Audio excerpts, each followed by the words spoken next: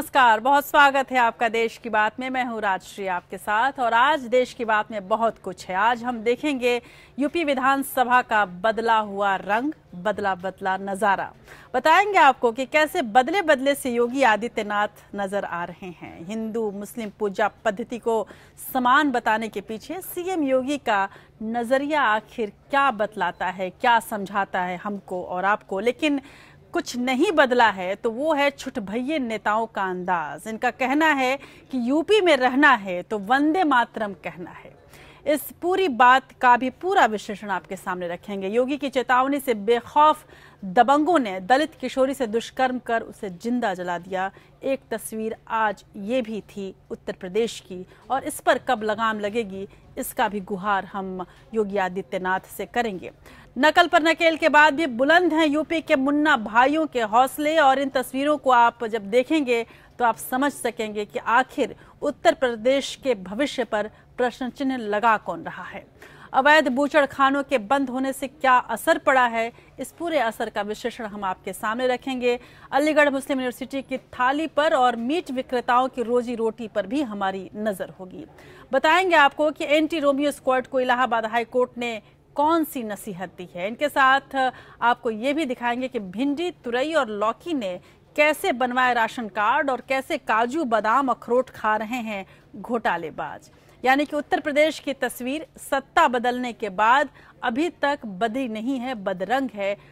इस नई सत्ता से कितनी उम्मीद की जाए, इस पर हम जरूर आपके सामने तमाम खबरों के जरिए अपनी बात रखेंगे। यूपी उत्तराखंड में बम्पर जीत के बाद अमित शाह का अब गुजरात प्लान क्या है, इस पर भी हमारी नजर है। और एमसीडी चुनाव से पहले ही आम आदमी पार्टी और केजरीवाल की मुश्किलें कैसे बढ़ती जा रही हैं, इन मुश्किलों का भी जिक्र करेंगे। राज्यसभा में लंबे वक्त से गैर हाजिर सचिन तेंदुलकर और रेखा को क्यों और किसने किया है याद, ये हम आपको दिखाएंगे। बेरोजगारी, मंदी और बोलने की आजादी के सवालों से घिरी मोदी सरकार कैसे कर रही है अपनी रिपोर्ट कार्ड तैयार, ये भी हम आपको बताएंगे। बात इतिहास की होगी और एक ऐतिहासिक सिनेमा घर की भी होगी जो अब बंद होने जा रहा है। और इसके अलावा हम एक मशहूर गीतकार को भी याद करेंगे जिसने बॉलीवुड और आपको और हमको न जाने कितने खूबसूरत गीत उसने दिए हैं, उसे भी श्रद्धांजलि देंगे। तो चलिए शुरू करते हैं देश की बात के इस नए सफर को।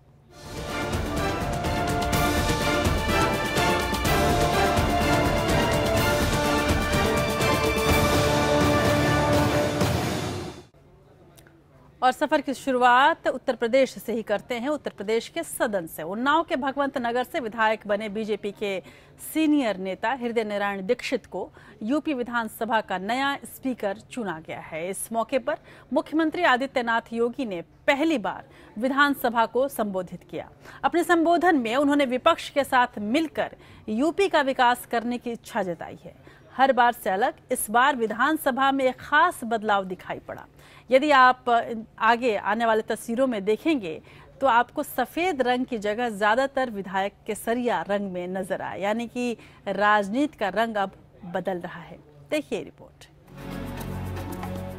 नई सरकार में विधानसभा की रंगत भी बदली नजर आई। ज्यादातर मंत्री और विधायक भगवा रंग में रंगे नजर आए।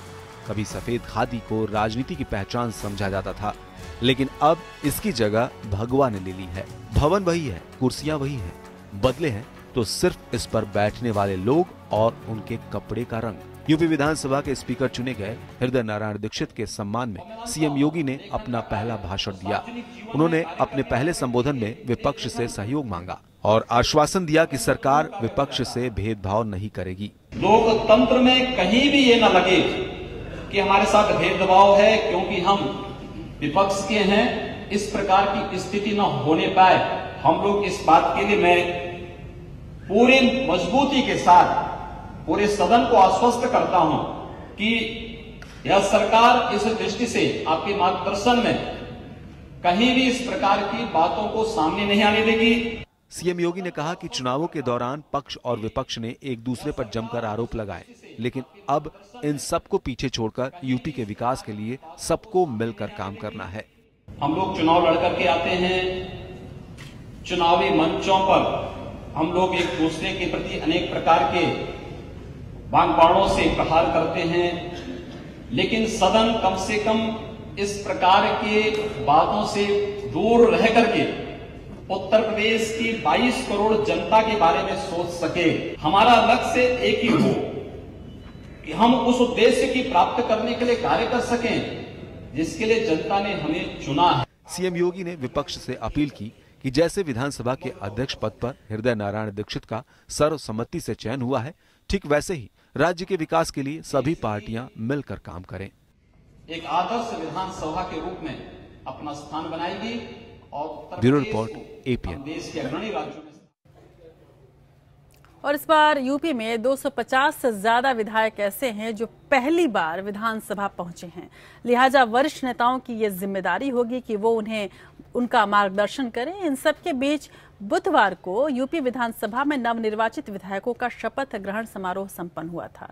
ज्यादातर विधायकों ने इस दौरान पद और गोपनीयता की शपथ ली, लेकिन सपा के सीनियर नेता आजम खान और उनके बेटे अब्दुल्ला आजम समेत करीब 20 सपा विधायकों ने शपथ ग्रहण नहीं किया है। ये एक छोटी सी खबर। और उधर यूपी के सीएम योगी आदित्यनाथ की जिम्मेदारी ने उन्हें बदलना शुरू कर दिया है। सूर्य नमस्कार और नमाज को एक जैसा मानने वाले बताने वाले योगी के बयान के बाद हालांकि सियासी हलके में काफी प्रतिक्रिया हुई है। कई मुस्लिम नेताओं ने उनके बयान का स्वागत किया है, तो कुछ ने उम्मीद जताई है कि योगी समाज को बांटने का काम नहीं करेंगे। योगी आदित्यनाथ राजनीति में अपने उत्तेजक भाषणों और बयानों के लिए पहचाने जाते हैं, लेकिन योगी जी इतना उदार हो जाएंगे ये किसी ने सोचा नहीं था। योग महोत्सव में जब उन्होंने नमाज को सूर्य नमस्कार के बराबर दर्जा दिया तो सियासी हलकों में खासी प्रतिक्रिया हुई। जिन्हें प्रदेश में सांप्रदायिक तनाव और दंगों का भय सता रहा था, उनका दिल हल्का हो गया। हमारी लाइन यही है कि हम हिंदुओं के जो धार्मिक हैं उसका हम बहुत स्वागत करते हैं। हमारे भाई, हम हिंदू धर्म के बारे में बहुत कुछ जानते हैं। हमने स्वामी विवेकानंद जी को पढ़ा है। हमारे पास 11 वॉल्यूम्स उसकी मौजूद हैं, इंसाइक्लोपीडिया ऑफ हिंदुइज्म। हम जानते हैं, लेकिन हम डर के मारे यहाँ बात नहीं कर पा रहे। कहा भी कि ये लोग अभी मारने लगे हैं हमको। हमें योगी सरकार से कोई डर नहीं है, हमको मुस्लिम लीडरशिप से डर है। क्या अभी आपने मारने वाली बात, कौन आपको मारने लगेगा? मुसलमान। क्यों?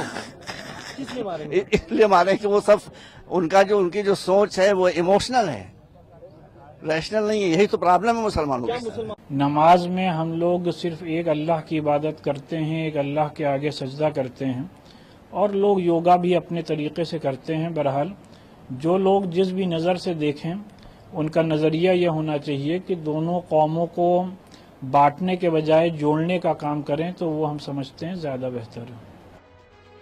कई राजनीतिक दलों ने योगी के बयान को प्रदेश की बेहतरी के लिए बताया है। हालांकि अवैध बूचड़खानों और एंटी रोमियो स्क्वाड को लेकर पुलिस जोश में होश खो बैठी थी। ऐसे में हालात और बिगड़ने का अंदेशा जताया जा रहा था, लेकिन जिम्मेदारियों ने योगी जी को बदल दिया है। अपनी वेबसाइट में हिंदू राष्ट्र के साथ उग्र हिंदुत्व की बातें करने वाले योगी अब वसुधैव कुटुंबकम की ओर बढ़ रहे हैं।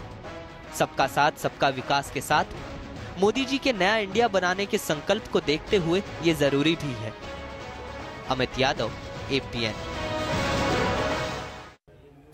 तो कई बार पद उच्छृंखल बना देता है, तो कई बार पद ही होता है वो जो आपको ज्यादा उदार बना देता है। ऐसा लगता है कि योगी आदित्यनाथ दूसरे रास्ते पर ज्यादा जा रहे हैं। हालांकि देश में इन दिनों राष्ट्रवादिता को लेकर लंबी बहस छिड़ी हुई है। राष्ट्रगान और राष्ट्रगीत से जुड़ा हर दिन कोई न कोई ऐसा फरमान आ जाता है जो सुर्खियां बटोर लेता है। ताजा मामला मेरठ का है।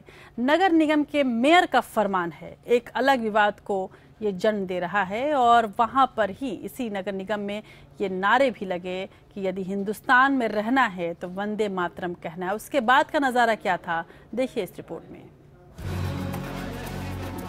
ये नजारा मेरठ नगर निगम का है। वंदे मातरम को लेकर मेयर के आदेश से यहाँ विवाद खड़ा हो गया है। मेरठ नगर निगम की बैठक की परंपरा रही है कि इसकी शुरुआत राष्ट्रगीत के साथ होती है। हालांकि इसमें यह विकल्प है कि जिन्हें इसमें हिस्सा न लेना हो वो इस दौरान बाहर जा सकते हैं।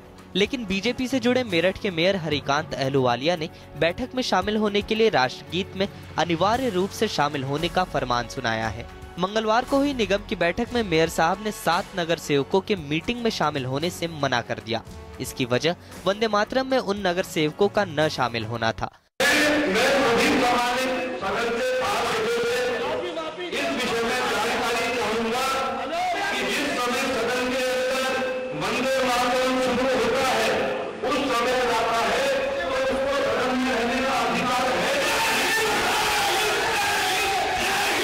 उन्होंने ये निर्देश भी दिया कि जो राष्ट्रगीत नहीं गाएगा उसे मीटिंग में घुसने या मीटिंग में हिस्सा लेने की अनुमति नहीं दी जाएगी। नगर निगम बोर्ड में कुछ मुस्लिम पार्षद भी हैं। उन्होंने सुप्रीम कोर्ट के फैसले का हवाला देते हुए मेयर के फैसले का विरोध किया। अब मेयर ने राष्ट्रगीत के सम्मान में हर स्तर पर लड़ाई लड़ने का ऐलान कर दिया है, तो कई मुस्लिम पार्षद किसी भी कीमत पर वंदे मातरम नहीं बोलने पर अड़े हुए हैं। उनका कहना है यह शरीयत के खिलाफ है। अब इस पर बहस छिड़ गई है। आप वंदे मातरम किसी पे जबरदस्ती मत कहने को कहिए। जिसका जी चाहे कहे, जिसका जी चाहे कहे। आप किसी समुदाय को आप जबरदस्ती मना कर रहे हैं, तो आप अपने आरएसएस चीफ मोहन भागवत जी के आदेशों का भी पालन नहीं कर रहे हैं। संविधान के भी खिलाफ आप जा रहे हैं। वंदे मातरम से पहले सूर्य नमस्कार को लेकर मुख्यमंत्री आदित्यनाथ योगी के बयान पर सियासत शुरू हो गई है। उत्तर प्रदेश में बीजेपी को 3/4 बहुमत मिला है। चुनाव के दौरान बीजेपी ने चहुमुखी विकास का भरोसा दिलाया था। मुख्यमंत्री को शपथ लिए 10 दिन से ज्यादा हो चुके हैं, लेकिन अभी तक एंटी रोमियो स्क्वाड और बूचड़ खानों को बंद करने की सक्रियता के अलावा कोई ठोस कदम नहीं दिख रहा है।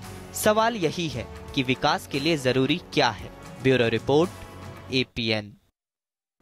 जाहिर सी बात है कि यदि सबका साथ सबका विकास करना चाहते हैं आदित्यनाथ योगी और प्रधानमंत्री मोदी, तो उन्हें जरूरी ही होगा कि इन तमाम ऐसी घटनाओं पर रोक लगाया जाए, ताकि छुटभइये नेता अपनी राजनीति चमकाने के चक्कर में सरकार की छवि को बिगाड़ न दें।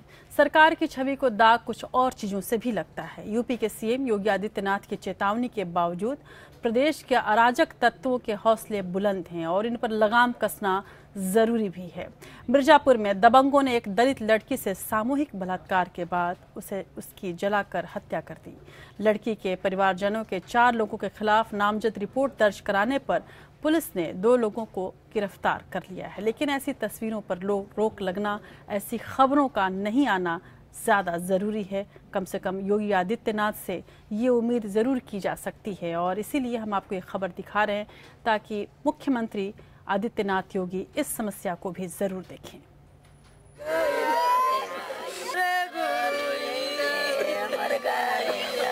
सुनिए योगी जी, ये रुदन एक दलित की बेटी के परिवारजनों का रुदन है। ये रुदन मानवता का रुदन है, जिसे सदियों से छला जाता रहा।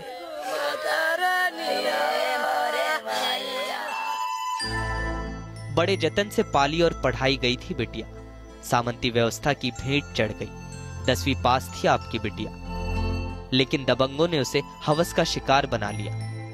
घर की महिलाओं के साथ शौच के लिए सिवान की ओर गई थी। अंधेरे में दरिंदों ने दबोच लिया। शिक्षा का मुंह दबाकर पास की फूस की झोपड़ी में उठा ले गए। वो तड़पती रही। चारों ने बारी बारी से बलात्कार किया। बाद में पकड़े जाने के खौफ से झोपड़ी में केरोसिन डालकर आग लगा दी। दारू गाजा पिए मस्त हन और मुँह दबाई के उठाई ले गए और पूरा कपड़ा निकाल दिहन। केहू लखे रहा नहीं वहाँ जो बेपर्द बा का विश्वास बा नहीं वो करें ओके नटई चाप के मुँह दिहन। मुँह के बाद में तो 4 जने मिल कर फूक दिहन। फूक कर नहीं 4 जने भगन अपने घरे। परिवारजनों को अधमरी हालत में अपनी बेटी मिली। अस्पताल ले जाने से पहले ही उसने दम तोड़ दिया, लेकिन उसके बयान के आधार पर 4 लोगों के खिलाफ नामजद रिपोर्ट दर्ज कराई गई, जिसमें से 2 आरोपियों को गिरफ्तार कर लिया गया। हालांकि बलात्कार की जांच रिपोर्ट अभी आई नहीं है, लेकिन पुलिस को बलात्कार के सबूत नजर नहीं आ रहे हैं। रेप की अभी उसमें पुष्टि नहीं है और जो फर्दर उसमें विवेचना होती है, जो परीक्षण होते हैं, उसके लिए आवश्यक स्वाब वगैरह ले लिया गया है और ये पुष्ट होगा कि इसके साथ रेप हुआ है कि नहीं हुआ है। योगी जी, आपने गुंडे और बदमाशों को यूपी छोड़ने का संदेश दे दिया है, लेकिन दबंगों के हौसले बुलंद हैं और वो अब भी बेखौफ है। जरूरी है कि दलित और कमजोर वर्ग को सुरक्षा देने में आपकी सरकार कोई कोताही ना करे, वरना गुंडों की जातियां भर बदलेंगी, गुंडा राज नहीं बदलेगा और बेटी बचाओ बेटी पढ़ाओ का नारा खोखला साबित होगा। जयप्रकाश के साथ राम रतन मिश्रा, मिर्जापुर, APN। महात्मा गांधी ने कहा था कि मैं उस दिन समझूंगा कि भारत में राम राज्य आ गया जिस दिन कश्मीर से चली हुई एक बेटी कन्याकुमारी तक अकेले सुरक्षित पहुंच जाए। राम राज्य की कल्पना आदित्यनाथ योगी भी करते हैं और प्रधानमंत्री मोदी भी करते हैं और इसी कल्पना पर ऐसी तस्वीरें बड़ा धब्बा हैं। ज़रूरी है इन धब्बों को हटाया जाए तभी शायद राम राज्य की परिकल्पना साबित हो सकती है, सही हो सकती है और उसकी ताबीर हो सकती है। केवल राम मंदिर बनाने से कुछ नहीं होगा। कल्पनाएं बहुत और भी हैं उत्तर प्रदेश को आगे ले जाने की, देश को आगे ले जाने की, आने वाले भविष्य को सुरक्षित करने की, लेकिन कुछ तस्वीरें और भी ऐसी हैं जो यदि मुख्यमंत्री आदित्यनाथ योगी देखें तो उनकी पेशानी पर चिंता की लकीरें पड़ जाएं। बोर्ड परीक्षाओं में नकल रोकने के लिए अब सरकार ने ब्रह्मास्त्र चलाने का यूं फैसला किया है, और करे भी क्यों नहीं। जब ऐसी तस्वीरें आएंगी तो जाहिर सी बात है कि उस पर ब्रह्मास्त्र ही चलाना पड़ेगा। बुधवार को उप मुख्यमंत्री दिनेश शर्मा ने जिला विद्यालय निरीक्षकों के साथ कॉन्फ्रेंसिंग में नकल कराने वाले शिक्षकों को सस्पेंड करने सहित दूसरी कड़ी कार्रवाई के आदेश दिए हैं। इसको अमल में लाने के लिए कॉन्फ्रेंस के बाद जिला विद्यालय निरीक्षकों ने अपने जिलों में स्कूल प्रबंधकों और व्यवस्थापकों को नकल अध्यादेश 1998 के अंतर्गत कार्रवाई की चेतावनी तक दे डाली है, लेकिन नकलची हैं कि मानते ही नहीं।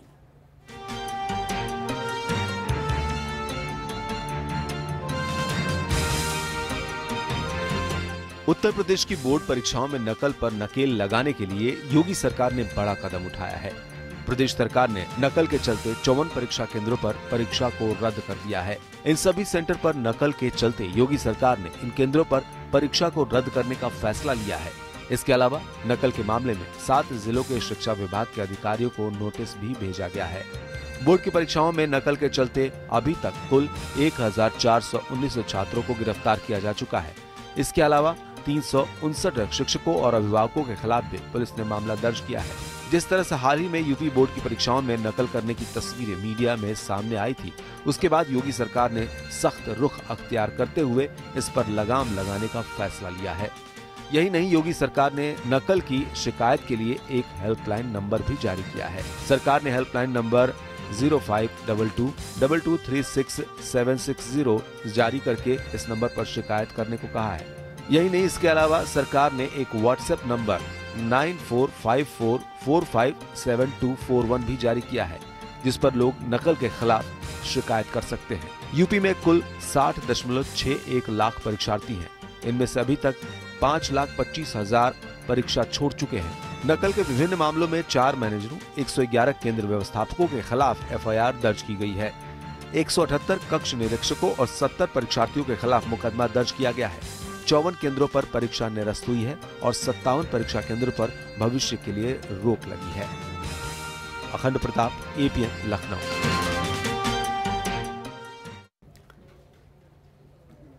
तो जहां एक और नकल पर नकेल कसने के लिए ताबड़तोड़ फैसले ले रही है सरकार, वहीं दूसरी तरफ नकलची मुन्ना भाई हैं कि मानने को तैयार ही नहीं है। कुछ ऐसी ही तस्वीरें मथुरा से सामने आई, जहां एक तरफ ये तमाम ऐलान हो रहे थे कि नकलचियों पर लगाम कसने के लिए ये सब कुछ होगा, वहीं पर नकल रुकने का नाम ही नहीं ले रही है।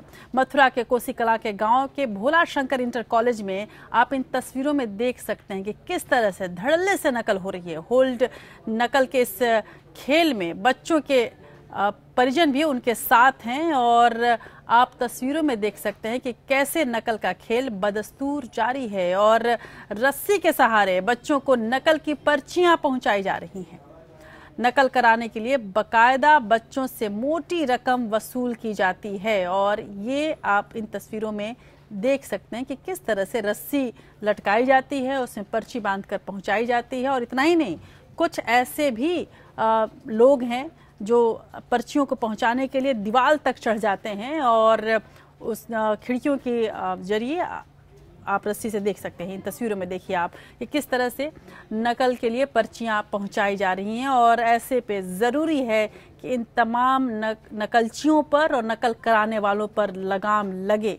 यदि ऐसे लोग शिक्षित होकर निकलेंगे भी तो क्या ये बेरोजगारी बढ़ाने के लायक नहीं होंगे?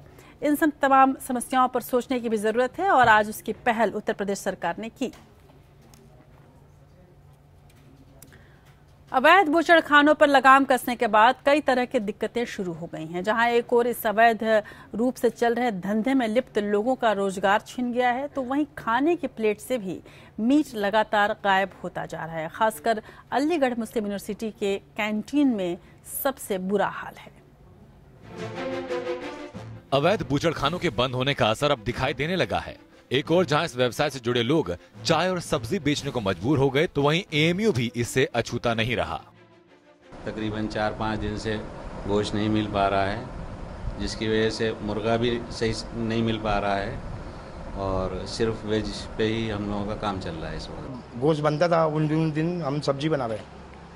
बहुत दिक्कत हो रही है, बहुत परेशानी हो रही है, समझे। स्टूडेंट बच्चे भी आ रहे हैं, भाई गोश्त, मैंने भाई मजबूरी है, नहीं मिल रहा गोश्त तो क्या करेंगे। अवैध बूचड़खानों पर सरकारी कार्रवाई के बाद मीट की कमी के चलते एएमयू में खाने के मेन्यू में मीट शब्द गायब हो गया है।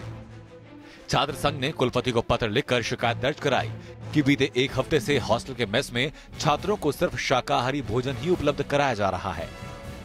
बच्चों को उस तरह से मील हम सर्व नहीं कर पा रहे हैं और उसके बेस्ट ऑल्टरनेट क्या हो सकता है उसको हम कंपनसेट करने की कोशिश कर रहे हैं। बहुत सारी प्रॉब्लम्स हुई है, गोश्त नहीं मिल रहा है, तो बार बार जो सब्जियां मिल रही है हमें डाइनिंग में, तो उससे मन भर जाता है। दिन में भी वही सब्जी, रात में भी वही सब्जी।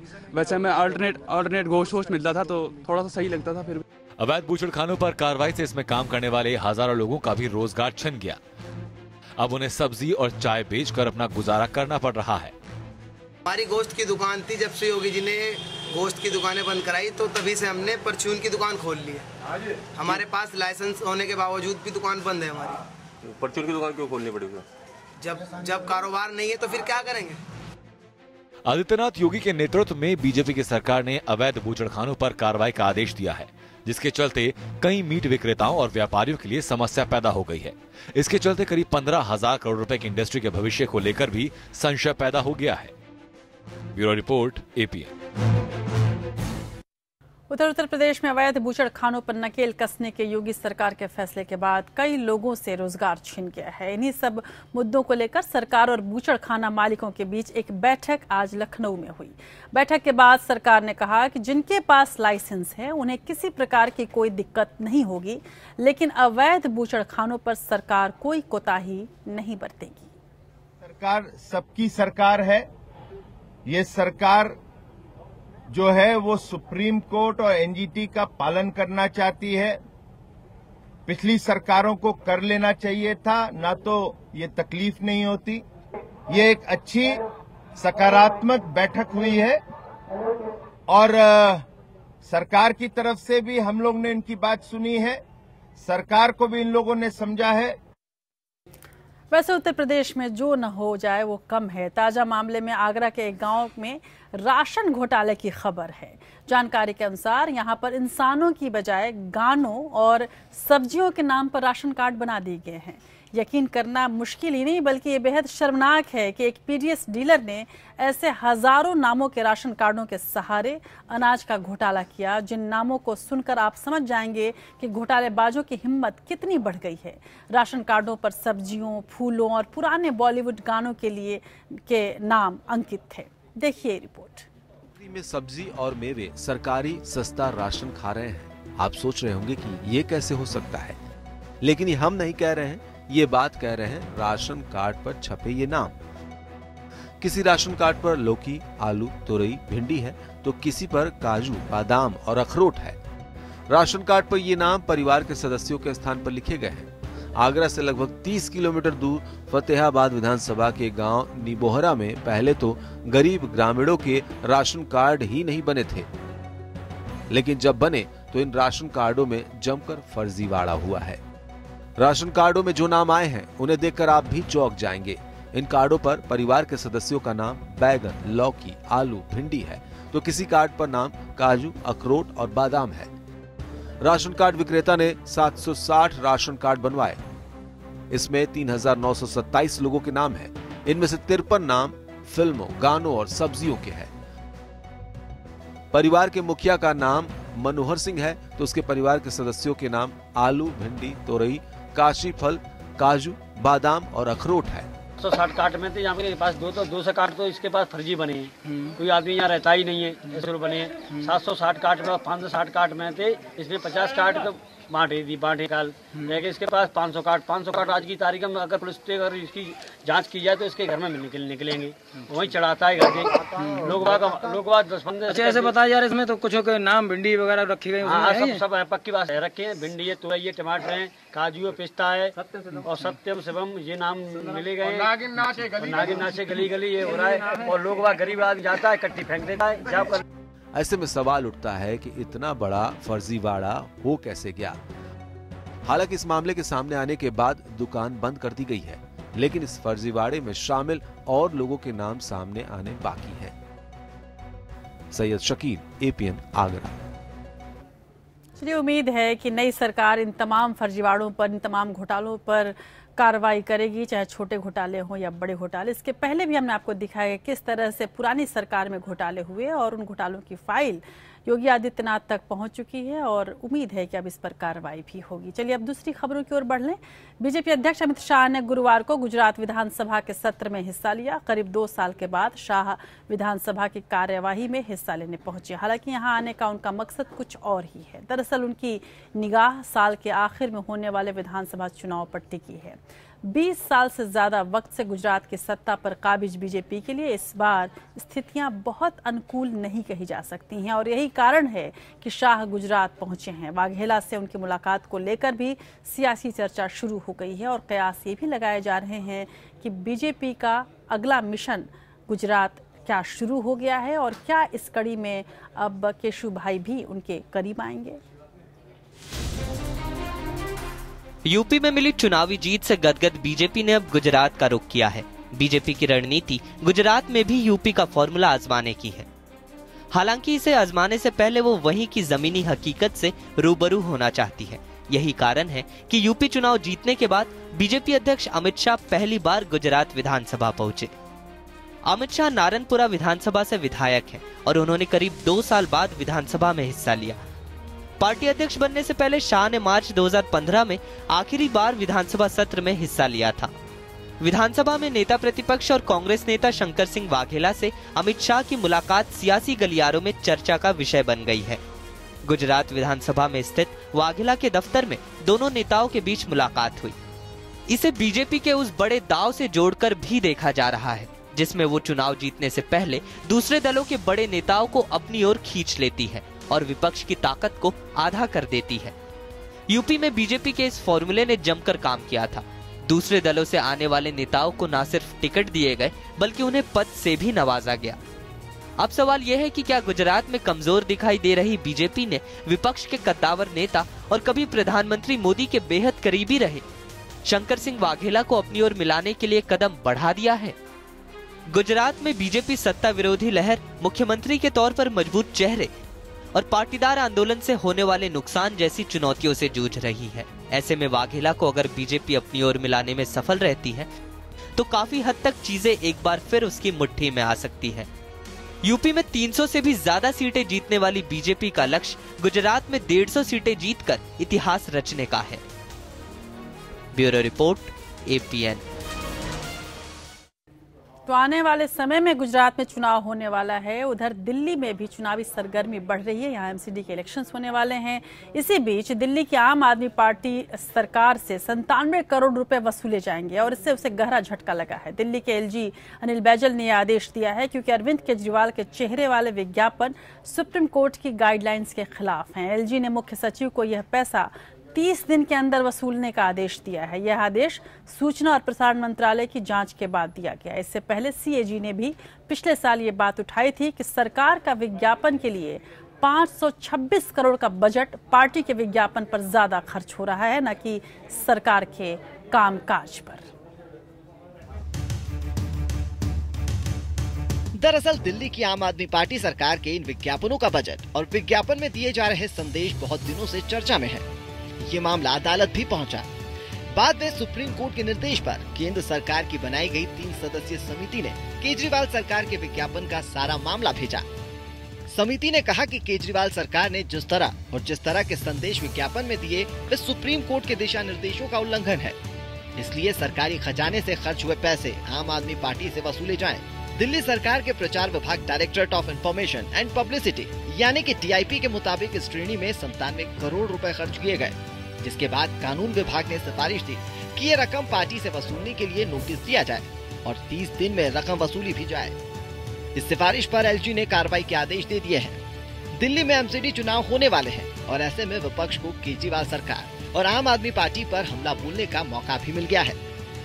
तो ये व्यक्ति दिल्ली का पैसा 97 करोड़ ये अपनी पार्टी का दिल्ली के बाहर प्रचार करने में लगाते हैं। तमाम दुरुपयोग, तो मैं समझता हूं कि ये दिल्ली एक तो ऐसे ही ठगा हुआ महसूस कर रही थी, आज जो जानकारी मिली है इससे और भी ठगी हुई महसूस करेगी। ये देखिए ये न्यायपूर्ण बात है। सब लोग जान रहे थे कि बेतहाशा ये लोग पैसा खर्च कर रहे हैं और सरकारी पैसे से अपनी वाहवाही लूट रहे हैं, बल्कि मुझे तो 97 करोड़ भी कम लगते हैं। जो कुल उन्होंने जितना भी बजट किया सबका सब इनसे वापस होना चाहिए और मेरे ख्याल से पार्टी से ही नहीं, इनके व्यक्तिगत बैंक अकाउंट से करना चाहिए। और इनके पास बहुत धन है, अगर रेड पड़ जाए आम आदमी के ऑफिस में तो इतना पैसा निकलेगा कि आप आश्चर्यचकित हो जाएंगे, नहीं भौचक्के रह जाएंगे। जबकि केजरीवाल सरकार और आम आदमी पार्टी का कहना है कि उनके पास अभी इस आदेश से संबंधित कोई औपचारिक संदेश नहीं पहुंचा है, इसीलिए वे प्रतिक्रिया नहीं देंगे। वैसे आम आदमी पार्टी के 21 विधायक संसदीय सचिव मामले में फंस चुके हैं, जबकि 27 विधायकों ऑफिस ऑफ प्रॉफिट मामले में घिरे हुए हैं और इन लोगों के खिलाफ कभी भी कार्रवाई हो सकती है। इन 27 विधायकों के खिलाफ आरोप है कि वे अपने इलाके के सरकारी अस्पतालों में रोगी कल्याण समिति के अध्यक्ष बने हुए हैं, जबकि केंद्र सरकार की 2015 की गाइडलाइंस के मुताबिक रोगी कल्याण समिति का अध्यक्ष सिर्फ स्वास्थ्य मंत्री, क्षेत्रीय सांसद, जिला पंचायत अध्यक्ष या फिर जिलाधिकारी ही बन सकते हैं। आरोप है कि इन सभी विधायकों को सरकारी अस्पताल में निजी ऑफिस भी मुहैया कराए गए हैं। इन 27 विधायकों में उन 21 विधायकों में से भी कुछ हैं जिन पर अयोग्यता की तलवार लटक रही है। इन विधायकों को मुख्यमंत्री अरविंद केजरीवाल ने संसदीय सचिव नियुक्त किया था। अब इन विधायकों को लाभ का पद रखने के मामले में अयोग्य करार दिया जा सकता है। Bureau report, ABN. मुख्यमंत्री अरविंद केजरीवाल, उनके साले सुरेंद्र कुमार बंसल और पीडब्ल्यूडी विभाग के कर्मचारियों के खिलाफ दिल्ली पुलिस भ्रष्टाचार के आरोपों की जांच पहले ही कर रही है। शिकायतकर्ता राहुल शर्मा के अनुसार केजरीवाल के साले अरविंद कुमार बंसल ने अधिकारियों के सहयोग से फर्जी कागजातों के आधार पर कई कंपनियों के नाम पर काम लिया और फर्जी बिल भी बनाए। इस तरह से उन्होंने दिल्ली के खजाने को नुकसान पहुंचाया है। उधर केजरीवाल के मुख्य सचिव राजेंद्र कुमार भी भ्रष्टाचार के घेरे में हैं।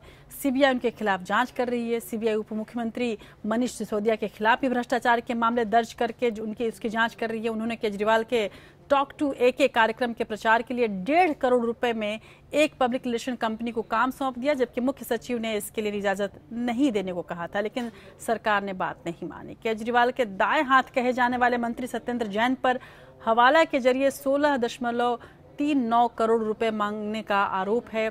ये वो जानकारी है जिसे आयकर विभाग ने ट्रेस किया है। सूत्र ये भी बताते हैं कि सत्येंद्र जैन के करीबी कोड वर्ड के साथ नकद में रुपए ट्रेन के माध्यम से कोलकाता भेजते थे और कोलकाता के हवाला कारोबारी छद्म कंपनियों के नाम से जैन की कंपनी में शेयर खरीदने के बहाने पैसे चेक या आरटीजीएस के माध्यम से लौटाते थे। तो आप समझ सकते हैं कि आप किस कदर मुश्किलों में घिरी हुई है और एमसीडी के इलेक्शन के ठीक पहले ये स्थिति उसके लिए कोई बेहतर स्थिति नहीं कही जा सकती।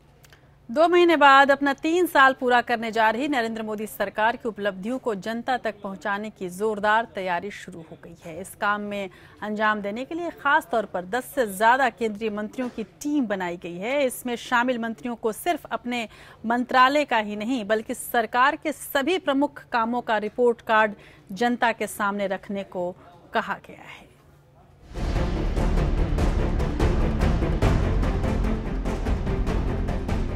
दो महीने बाद मोदी सरकार का 3 साल का कार्यकाल पूरा हो जाएगा। पहले 2 सालों की तरह तीसरे साल भी अपनी उपलब्धियों को घर घर पहुंचाने के लिए सरकार ने कमर कस ली है। सूचना और प्रसारण मंत्री के तौर पर वेंकैया नायडू केंद्र सरकार के इस अभियान की कमान संभाल रहे हैं। वेंकैया नायडू सहित इस टीम में शामिल 13 मंत्रियों की अब तक 3 बैठकें हो चुकी हैं। सरकार का मानना है कि लोगों को हमारी सरकार के बारे में राय कायम करने और अपने जीवन पर हमारी सरकार के प्रभाव के बारे में फैसला करने के लिहाज से 3 साल का समय पर्याप्त होता है। लिहाजा अब कहीं कोई कमी की गुंजाइश नहीं है। सरकार की प्राथमिकताओं के लिहाज से इस टीम में ऊर्जा मंत्री पीयूष गोयल को बेहद अहम जिम्मेदारी दी गई है। उन्हें जिन मुद्दों को जनता के बीच लेकर जाना है उनमें भ्रष्टाचार रोधी व्यवस्था को दुरुस्त करने और नोटबंदी प्रमुख हैं। इसी तरह रविशंकर प्रसाद को सूचना प्रौद्योगिकी, डायरेक्ट बैंक ट्रांसफर यानी कि सरकारी योजनाओं का लाभ सीधे खाते में भेजना और आधार के फायदे गिनाने की जिम्मेदारी दी गई है। मानव संसाधन विकास मंत्री प्रकाश जावड़ेकर, स्वास्थ्य मंत्री जेपी नड्डा और कृषि मंत्री राधामोहन सिंह को उनके मंत्रालयों की उपलब्धियों को विशेष तौर पर प्रचलित करने को कहा गया है। इन्हें शिक्षा, स्वास्थ्य और कृषि के लिहाज से उठाए गए कदम और उनके नतीजों पर पूरी तैयारी कर जनता के बीच जाने का आदेश दिया गया। कपड़ा मंत्री स्मृति ईरानी को भी महिलाओं से संबंधित मुद्दों पर ध्यान देने को कहा गया है। 3 साल की उपलब्धियों के बखान के बीच सरकार ने ऐसे मुद्दों की पहचान भी की है जहां सरकार के लिए जवाब देना मुश्किल हो सकता है। इसमें सबसे ऊपर है रोजगार पैदा नहीं कर पाने का विपक्ष का आरोप। इसके अलावा अभिव्यक्ति की स्वतंत्रता पर खतरा और बुनियादी क्षेत्रों में संतोषजनक प्रदर्शन के अभाव का आरोप भी सरकार पर है। खबरों के मुताबिक इन मुद्दों पर बचाव की जिम्मेदारी भी पीएम मोदी ने अपने खास सिपहसालारों को ही दी है। Bureau report, APN। और आगे हम दिखाएंगे एक ऐतिहासिक सिनेमा हॉल के बंद हो जाने की कहानी। आखिर वो क्यों बंद हो गया ये आपको बताएंगे और साथ ये भी बताएंगे कि कश्मीर में क्यों कहना पड़ा है अधिकारियों को कि नौजवान अपनी मौत को खुद गले लगा रहे हैं। इसके पहले हम आपको ये बता दें कि APN से यदि आप जुड़ना चाहते हैं और आप भी चाहते हैं कि आपकी खबरों को हम अपने इस चैनल पर दिखाएं तो आपको ज़्यादा कुछ नहीं करना है। हमारे सोशल मीडिया को फॉलो करें। APN न्यूज़ इंडिया हमारा ये ट्विटर हैंडल है, इसे आप फॉलो करें और DM के द्वारा आप अपनी पूरी खबर, अपना वीडियो हमारे साथ शेयर कर सकते हैं और हम इसे ज़रूर अपनी खबरों में शामिल करेंगे। हमारा व्हाट्सएप नंबर है 9643106027। इस पर भी आप अपने वीडियोज़ हम तक पहुँचा सकते हैं और अपनी पूरी खबर भी लिख कर ज़रूर भेजें। और आपको हम पत्रकार बनने का एक मौका भी दे रहे हैं और इस के द्वारा आप हमसे जुड़कर अपनी खबर को हमारे चैनल पर देख सकते हैं। APN न्यूज़ इंडिया हमारा फेसबुक पेज है, इस पर आप इसे लाइक भी कर सकते हैं और अपनी प्रतिक्रियाएं भी यहां पर आप दे सकते हैं। आप ईमेल के द्वारा भी सीधे तौर पर हमसे जुड़ सकते हैं। हमारा ईमेल ID है contact@apnlive.com। 2 दिन पहले बड़गाम में सेना की कार्रवाई में पत्थरबाजों ने खलल डाली थी और सेना पर पत्थर बरसाए थे। इसके चलते करीब 60 से अधिक सेना और पुलिस के जवान घायल हो गए थे और 3 स्थानीय लोगों की मौत भी हो गई थी। इसके बाद जम्मू कश्मीर के DGP SP वैद का बयान आया है। DGP ने कश्मीर के युवाओं को घर में रहने की सलाह दी है और ये कहा है कि जो युवा आत्महत्या करना चाहता है वही बाहर निकले। नहीं बोल रहा हूँ, मैं इसको सिर्फ एक समझाने के रूप में अपनी तरफ से एक हिदायत दे रहा हूँ कि अगर आप बाज नहीं आते हैं और अगर आप सिक्योरिटी फोर्सेस के ऑपरेशन में बाधा बनते हैं तो हम लोग आपके साथ सख्ती से कार्रवाई करेंगे। कुछ वक्त पहले आया सेना प्रमुख का यह बयान उन पत्थरबाजों के लिए नसीहत थी जो आतंकियों को बचाने के लिए सेना पर पत्थर बरसाते हैं। अपने बयान में सेना प्रमुख बिपिन रावत ने पत्थरबाजों से अपने हाथ रोकने की अपील की। उन्होंने कहा कि ऐसा करना ठीक नहीं है, लेकिन ना तो इसका कोई असर इन अलगाववादियों पर पड़ा और ना ही इन्होंने पैसों के लालच में अपना ये गंदा काम छोड़ा। ये मामला उस वक्त फिर सुर्खियों में आया जब जम्मू कश्मीर के बड़गाम जिले के चादुरा इलाके में आतंकियों से एनकाउंटर के दौरान सुरक्षा बलों पर पथराव हुआ। सेना और आतंकियों के बीच जारी मुठभेड़ में क्रॉस फायरिंग के दौरान 3 पत्थरबाजों की मौत हो गई। इस घटना के बाद जम्मू कश्मीर के DGP SP वैद का बयान आया, जिसमें उन्होंने कहा कि गोली का ये नहीं पता होता कि उसके सामने कौन है और वो किसे लगेगी। The youth coming to the encounter site they are committing suicide.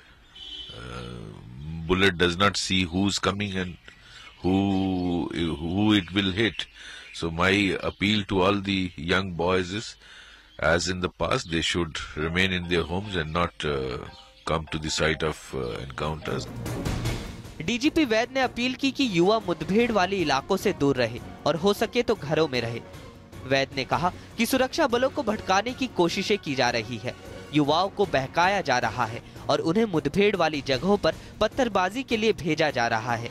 इस पूरे मामले को लेकर सियासत शुरू हो गई। कांग्रेस ने इसके लिए केंद्र और राज्य सरकार को दोषी ठहराया। जम्मू कश्मीर की जो परिस्थिति है वो बहुत ही संवेदनशील है और भारत सरकार ने और जम्मू कश्मीर में जो भाजपा और PDP की सरकार है उसने पूरी तरह से परिस्थिति को बिगड़ने दिया है। क्रॉस फायरिंग में उसकी मौत हो जाती है तो कितना उसके माँ बाप के लिए, उसके रिश्तेदारों के लिए कितना कष्ट होता है। लेकिन ये जो लोग हैं जिनके अपने बच्चे जो है विदेशों में पढ़ रहे हैं और उनका एक भी जो ये सेपरेटिस्ट है, हुर्रियत के लोग हैं, एक भी बच्चा उनका जो है आपको जमीन पर नहीं दिखेगा, जहाँ वहां पत्थर मारता हुआ जहाँ उनको नहीं दिखेगा। सोमवार को बडगाम में मुठभेड़ के दौरान आतंकी मारा गया था। सुरक्षा बल जब एनकाउंटर कर रहे थे उस वक्त बड़ी तादाद में लोगों ने वहां आकर प्रदर्शन किया और सुरक्षा बलों पर पत्थर बरसाए थे। इस पथराव में 60 जवान घायल हो गए थे। Bureau report, APN। कुछ और खबरों की ओर बढ़े हैं। एंटी रोमियो स्क्वाड पर योगी सरकार को बड़ी राहत मिली है। इलाहाबाद हाई कोर्ट की लखनऊ बेंच ने एंटी रोमियो स्क्वाड के खिलाफ जनहित याचिका खारिज कर दी है। कोर्ट ने कहा है कि यूपी पुलिस अपने अधिकारों का इस्तेमाल कर रही है। हालांकि हाई कोर्ट ने कहा कि एंटी रोमियो स्क्वाड के तहत किसी की नैतिकता और मूल अधिकारों की हनन नहीं होनी चाहिए। साथ ही बिना किसी के शिकायत के किसी पर कोई कार्रवाई नहीं की जाए। मुख्यमंत्री पद संभालते ही योगी आदित्यनाथ ने पुलिस के एंटी रोमियो दल का गठन किया था। इसे महिलाओं की सुरक्षा के उद्देश्य से बनाया गया था। 3 तलाक का मामला अब संविधान पीठ सुनेगी। सुप्रीम कोर्ट के प्रधान न्यायाधीश JS खेहर के पीठ ने आज ये मामला संविधान पीठ को सौंप दिया। इस मामले पर 11 मई से सुनवाई शुरू होगी। संविधान पीठ लगातार 4 दिन तक इस मामले पर दोनों पक्ष को सुनेगा। सुप्रीम कोर्ट ने दोनों पक्षों से कहा है कि वे 4 हफ्ते में अपना जवाब दाखिल करें। मुस्लिम महिलाओं के हक के मामले में 3 तलाक पर लंबे वक्त से बहस चल रही है और अब सुप्रीम कोर्ट की संविधान पीठ को इस पर फैसला करना है। अटॉर्नी जनरल ने आपत्ति जाहिर की और कहा कि मामले की ग्रीष्म अवकाश से पहले सुनवाई होनी चाहिए, जिससे मामले पर जल्द निपटारा हो सके। लेकिन प्रधान न्यायाधीश ने अटॉर्नी जनरल की मांग अस्वीकार कर दी। इससे पहले 27 मार्च को all India Muslim personal law board ने सुप्रीम कोर्ट से कहा था कि मुसलमानों में प्रचलित 3 तलाक, निकाह हलाला और बहु विवाह की प्रथाओं को चुनौती देने वाली याचिकाएं विचार योग्य नहीं हैं, क्योंकि ये मुद्दे न्यायपालिका के दायरे से बाहर हैं। इस मामले में अगली तारीख जो है 11 मई मुकर्रर हुई है और 11 मई से कॉन्स्टिट्यूशन बेंच, एक वेकेशन कॉन्स्टिट्यूशन बेंच जो है वो कॉन्स्टिट्यूट की जाएगी और वो इस मामले को डे टू डे बेसिस पे सुनेंगे। मुस्लिम पर्सनल लॉ बोर्ड ने कहा कि इस्लामी कानून की वैधता संविधान के खास प्रावधानों पर परखी नहीं जा सकती है। इनकी संवैधानिक व्याख्या जब तक अपरिहार्य न हो जाए तब तक उसकी दिशा में आगे बढ़ने से न्यायिक संयम बरतने की जरूरत है। बोर्ड ने कहा कि याचिकाओं में उठाए गए मुद्दे विधायी दायरे में आते हैं, लेकिन तलाक निजी प्रकृति का मुद्दा है, इसलिए उसे मौलिक अधिकारों के तहत लाकर लागू नहीं किया जा सकता। बोर्ड ने अपने लिखित हलफनामे में कहा, ये स्पष्ट किया जाता है कि वर्तमान मामले में याचिकाकर्ता न्यायिक आदेश की मांग कर रहे हैं जो अनुच्छेद 32 के दायरे से बाहर है। निजी अधिकारों को संविधान के अनुच्छेद 32(1) के तहत व्यक्तिगत नागरिकों के विरुद्ध लागू नहीं किया जा सकता। मुस्लिम महिलाएं 3 बार तलाक शब्द बोलकर तलाक लेने की परंपरा का विरोध कर रही हैं। दूसरी तरफ मुस्लिम धर्मगुरु इसे शरीयत के मुताबिक जायज मानते हैं। समझते हैं कि ट्रिपल तलाक के सिलसिले में ऑनरेबल चीफ जस्टिस साहब ने जो इस केस को कॉन्स्टिट्यूशनल बेंच को रिफर किया है, इस पे जाहिर सी बात है एक डिटेल्ड स्टडी और एक अच्छा फैसला और बड़ा फैसला आएगा। सुप्रीम कोर्ट पहले ही स्पष्ट कर चुका है कि वो 3 तलाक संबंधी कानूनी प्रस्तावों पर केवल विचार विमर्श करेगा। कोर्ट इस बात का फैसला नहीं करेगा कि मुस्लिम पर्सनल लॉ के तहत तलाक पर अदालतें नजर रखेंगी या नहीं। Bureau report, APN। Advocate act में प्रस्तावित संशोधनों के खिलाफ कल पूरे देश में वकील अदालतों का बहिष्कार करेंगे। बार काउंसिल ऑफ इंडिया ने ये हड़ताल बुलाई है। भारतीय विधि आयोग ने ये संशोधन सुझाए हैं। Allahabad high court bar association के अध्यक्ष अनिल तिवारी ने एडवोकेट्स अमेंडमेंट बिल 2017 को न्यायपालिका को तोड़ने वाला बताया। उन्होंने कहा कि उसके जरिए अधिवक्ताओं को कमजोर किया जा रहा है। हाई कोर्ट बार एसोसिएशन के अध्यक्ष ने कहा है कि संशोधित अधिवक्ता अधिनियम असंवैधानिक, अलोकतांत्रिक और लोकहित के विपरीत है। ये लड़ाई उनके न्याय के लिए लड़ रहे हैं। जो सड़क पे चलने वाला आदमी है उसके न्याय प्रभावित ना हो, ये इस कारण से 31 तारीख को ये टोकन हड़ताल है। 2 तारीख को मोदी जी यहाँ आ रहे हैं, 2 तारीख को लॉ मिनिस्टर आ रहे हैं। आपके मंच के माध्यम से हम उन्हें अपील कर रहे हैं कि high court bar association law commission के इस मूव का विरोध करती है।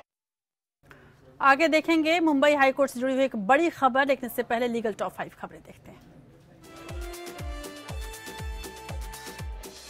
गंगा की स्वच्छता को लेकर अब उत्तराखंड हाईकोर्ट ने भी चाबुक चलाया है। हाईकोर्ट ने राज्य प्रदूषण बोर्ड को आदेश दिया कि गंगा स्वच्छता अभियान में बाधक बनने वाले सभी उद्योगों, आश्रमों और होटलों को बंद किया जाए। जम्मू कश्मीर में पाकिस्तान से आए लोगों के पुनर्वास से जुड़े कानून के खिलाफ दायर याचिका पर सुनवाई के लिए संवैधानिक बेंच गठित करने की मांग को सुप्रीम कोर्ट ने फिलहाल खारिज कर दिया। ये कानून 1981 में बनाया गया था। सुनवाई के दौरान प्रधान न्यायाधीश जस्टिस JS खेर ने कहा कि अभी हमारे पास संवैधानिक पीठ गठित करने के लिए अतिरिक्त जजों का अभाव है, इसलिए अभी ये संभव नहीं हो पाएगा। प्रतापगढ़ के बहुचर्चित राजेश सिंह हत्याकांड में आरोपियों के प्रार्थना पत्र पर जांच को स्थानांतरित किए जाने को लेकर इलाहाबाद हाईकोर्ट में चुनौती दी गई। याचिकाकर्ता पूनम सिंह की याचिका पर इलाहाबाद हाईकोर्ट ने प्रमुख सचिव गृह और IG इलाहाबाद से 17 अप्रैल तक रिपोर्ट मांगी है। कोर्ट ने पुलिस की विवेचना पर भी सवाल उठाते हुए पुलिस को कड़ी फटकार लगाई। याचिका में SP स्तर के अधिकारी से जांच करवाए जाने की मांग की गई है। मिलिट्री इंजीनियरिंग सर्विसेज यानी MES में ग्रुप D की भर्ती के लिए लिखित परीक्षा आयोजित किए जाने के बाद परिणाम रद्द करने और शैक्षिक अर्हता बदले जाने को चुनौती देने वाली याचिका पर बहस पूरी होने के बाद केंद्रीय प्रशासनिक अधिकरण ने फैसला सुरक्षित रख लिया। केंद्रीय प्रशासनिक अधिकरण ने शैक्षिक अर्हता बदले जाने के नोटिफिकेशन पर पहले ही स्थगन आदेश जारी कर दिया था।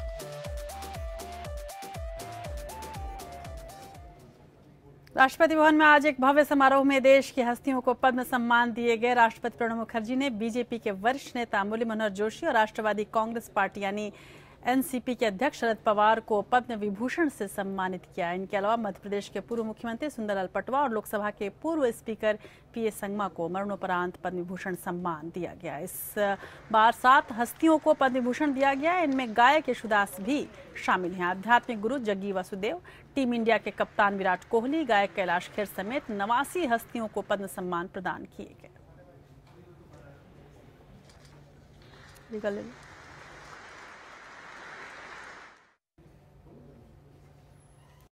एक बड़ी खबर ले लेते हैं इसके पहले कि आपको इतिहास दिखाएं। इंडियन बार एसोसिएशन ने एक बैठक में तय किया है कि बॉम्बे हाईकोर्ट के मुख्य न्यायाधीश मंजुला चेल्लूर और जस्टिस GS कुलकर्णी से काम वापस लेने की अपील देश के प्रधान न्यायाधीश और राष्ट्रपति से की जाएगी। प्रधान न्यायाधीश को ये भी भेजा जाएगा कि जस्टिस मंजुला चेल्लूर के खिलाफ वो खुद संज्ञान लेते हुए अदालत के अवमानना का मामला शुरू करें। उन बार के हिसाब से मंजुला चेल्लूर और GS कुलकर्णी के फैसलों से और तमाम बातों से जो लिटिगेंट्स हैं, जो दुखी लोग हैं, जो वो उनको काफ़ी समस्याएं हो सकती हैं।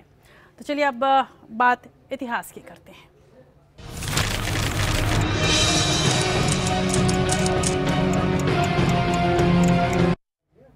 तीस मार्च 1982 में नासा के अंतरिक्ष यान कोलंबिया ने STS-3 मिशन पूरा करके पृथ्वी पर वापसी की थी और 30 मार्च 1949 में राजस्थान राज्य की स्थापना हुई और जयपुर को उसकी राजधानी बनाया गया था।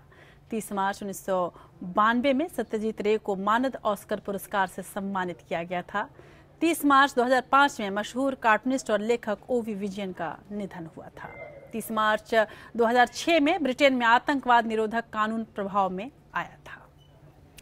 और आज ऐसे शख्स का यादगार दिन है जो अपना सपना पूरा करने के लिए कभी मोटर मैकेनिक बना तो कभी टेलीफोन ऑपरेटर। हालांकि उनका सपना पूरा तो नहीं हो सका, लेकिन उनको जो कामयाबी मिली वो कम ही लोगों को हासिल होती है। ये थे गीतकार आनंद बख्शी, जो गायक बनने के लिए रावलपिंडी से मुंबई पहुंचे, 2 बार वापस लौटे लेकिन फिर मुंबई गए। इस बार तकदीर ने उन्हें भगवान दादा की फिल्म में गीत लिखने का काम मिला। जब जब फूल खिले के साथ उनको भी कामयाबी मिलनी शुरू होगी और उसके बाद फर्ज, मिलन, 2 रास्ते, बॉबी, अमर अकबर एंथनी, न जाने कितनी फिल्मों को लेकर आनंद बख्शी हमारे सामने आए और लगभग 4000 गीत उन्होंने लिखे। हाँ, एक बार उन्हें प्लेबैक सिंगर बनने का भी मौका मिला, वो भी लता मंगेशकर के साथ। आज के ही दिन उन्होंने दुनिया को अलविदा कहा था। तो आज हम देश की बात में भी आपको अलविदा कहते हैं। आनंद बख्शी के इन खूबसूरत गीतों के सहारे आपको छोड़ जाते हैं। नमस्कार।